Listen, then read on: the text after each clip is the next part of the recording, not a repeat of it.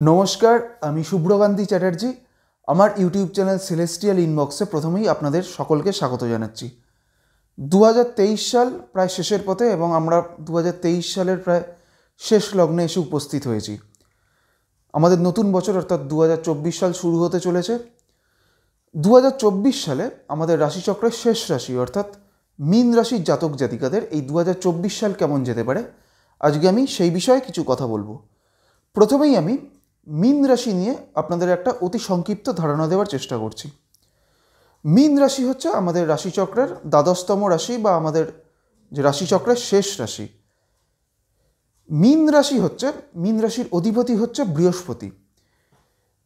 আমরা যখন আমাদের যে 12টি রাশি রয়েছে এই 12টি রাশি নিয়ে যখন আমরা আলোচনা করি তখন আমাদের যে মূল যে বিষয়টি আমাদের জানার আগ্রহ থাকে যে বিষয়টিকে নিয়ে, সেই বিষয়টি হচ্ছে যে এই যে 12টি রাশি রয়েছে এই 12টি রাশির জাতক জাতিকারা এরা মানসিক দিক থেকে কেমন হয় বা এদের চারিত্রিক বৈশিষ্ট্য কেমন হয়।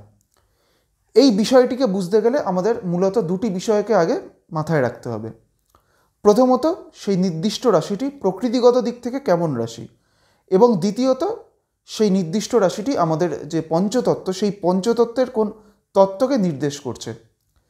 এক্ষেত্রে মীন রাশি হচ্ছে প্রকৃতিগত দিক থেকে একটি ডুয়াল সাইন বা দ্বৈত রাশি, এবং এই কারণে মীন রাশির জাতক জাতিকাদের এদের মধ্যে স্থির রাশি এবং চলরাশি দুই রাশির জাতক জাতিকাদেরই কিন্তু একটা বৈশিষ্ট্য এদের মধ্যে দেখা যায়, অর্থাৎ এদের মধ্যে একটা দ্বৈত সত্তা বা একটা ডুয়াল নেচার কিন্তু থাকে। অপরদিকে মীন রাশি আমাদের পঞ্চতত্ত্বের জলতত্ত্বকে নির্দেশ করে, সেই কারণে মীন রাশি হচ্ছে একটি জলরাশি। এবং যেহেতু মীন রাশি হচ্ছে একটি জলরাশি সেই কারণে খুব স্বাভাবিকভাবেই মীন রাশির জাতক জাতিকারা একটু ইমোশনাল হন বা এরা একটু সেন্টিমেন্টাল প্রকৃতির হন, এবং এর পাশাপাশি মীন রাশির জাতক জাতিকাদের একটা সেন্সিবিলিটি থাকে সব কিছুতে, এবং এদের মধ্যে একটা ইনটিউশনও কিন্তু কাজ করে। মীন রাশির জাতক জাতিকারা এরা অত্যন্ত পরিমাণে কিন্তু ওরা খুব দয়াবান হন, এবং এর পাশাপাশি মীন রাশির জাতক জাতিকারা এরা মানুষকে খুব সহজেই কিন্তু ক্ষমা করে দিতে পারেন। মীন রাশি হচ্ছে আমাদের যে রাশিচক্র সেই রাশিচক্রের দ্বাদশ ভাব হচ্ছে মীন রাশি, এবং মীন রাশির অধিপতি হচ্ছে বৃহস্পতি। দ্বাদশ ভাব থেকে আমরা যে কোনো ধরনের স্পিরিচুয়ালিটি বা ধর্মীয় কোনো বিষয়ের কিন্তু দ্বাদশ ভাব থেকে বিচার করা হয়। প্রথমত ধর্মীয় বিষয় আমাদের নবম ভাব থেকে বিচার করা হয়, এবং দ্বাদশ ভাব থেকে আমাদের স্পিরিচুয়ালিটি বিচার করা হয়। এবং যেহেতু মীন রাশির অধিপতি হচ্ছে বৃহস্পতি সেই কারণে মীন রাশির জাতক জাতিকাদের মধ্যে একটা স্পিরিচুয়ালিটি বা একটা ধর্মীয় মনোভাব কিন্তু এদের মধ্যে দেখা যাবে। এবং এর পাশাপাশি যেটা মীন রাশির যেহেতু অধিপতি হচ্ছে বৃহস্পতি সেই কারণে মীন রাশির জাতক জাতিকাদের মধ্যে একটা সততা বা এদের মধ্যে কিন্তু একটা অনেস্টিও এদের মধ্যে দেখা যাবে। এইবার আমি আসছি 2024 সাল মীন রাশির জাতক জাতিকাদের 2024 সাল কেমন যেতে পারে। আমরা যখন বার্ষিক রাশিফল নিয়ে আলোচনা করি তখন মূলত 5টি গ্রহের যে গ্রহগত অবস্থান অর্থাৎ মঙ্গল, বৃহস্পতি, শনি, রাহু এবং কেতু, এই 5টির যে গ্রহগত অবস্থান সেই নির্দিষ্ট বছরে তার ভিত্তিতেই তৈরি হয় বার্ষিক রাশিফল। প্রথমেই বলি যে 2024 সালে মীন রাশির ক্ষেত্রে দ্বাদশভাবে অর্থাৎ কুম্ভ রাশির ঘরে শনি অবস্থান করবে এবং মীন রাশিতেই রাহু অবস্থান করবে।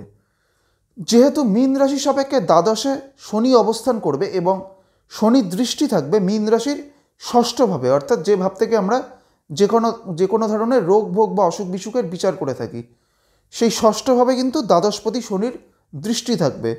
সেই কারণে মীন রাশির জাতক জাতিকাদের শারীরিক দিক থেকে এই 2024 সালে কিন্তু বেশ কিছু সমস্যা এই বছর আসতে পারে।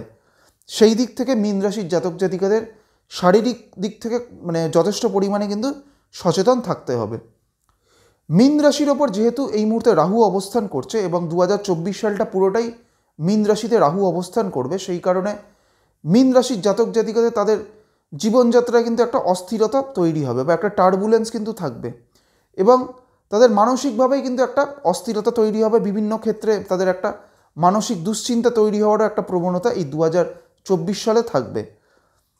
অর্থনৈতিক দিক থেকে বা অর্থ আয়ের উন্নতির দিক থেকে মীন রাশির জাতক জাতিকাদের এই 2024 সালটা একটা ভালো বছর হতে চলেছে। এর কারণ হচ্ছে মীন রাশির দ্বিতীয়ভাবে অর্থাৎ যে ভাব থেকে আমরা আয় বিচার করে থাকি সেই দ্বিতীয়ভাবে এই মুহূর্তে বৃহস্পতি অবস্থান করছে, এবং আগামী 1 মে অবধি বৃহস্পতি এই মীন রাশির সাপেক্ষে দ্বিতীয়ভাবেই অবস্থান করবে, অর্থাৎ আয়ভাবে অবস্থান করবে। তাই আগামী 1 মে অবধি এই সময়টা মীন রাশির জাতক জাতিকাদের ক্ষেত্রে অর্থনৈতিক দিক থেকে বা আয়ের উন্নতির দিক থেকে একটা অত্যন্ত ভালো সময়। এবং তারপরেও মে মাসের পর থেকেও বৃহস্পতি চলে যাবে দ্বিতীয় থেকে তৃতীয়, সেই কারণে তারপরেও মানে মীন রাশির জাতক জাতিকাদের অর্থনৈতিক দিক থেকে সময়টা কিন্তু একটা সামগ্রিকভাবে ভালো সময়।